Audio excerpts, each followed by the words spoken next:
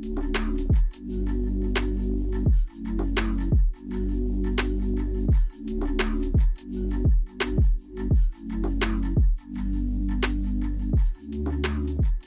flush infill will be level with the door on the cabinet.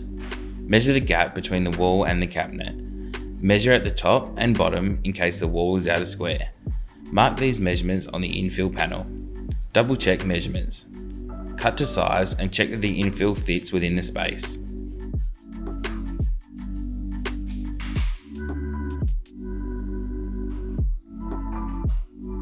Screw the support to the infill panel at even increments using 28mm screws.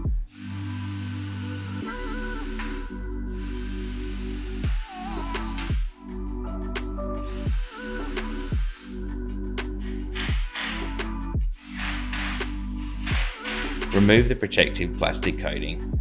No, not all products have this coating. If your product does not, skip this step. Align the infill so that the support is flush with the carcass. Screw infill to the cabinet from the inside of the cabinet into the support.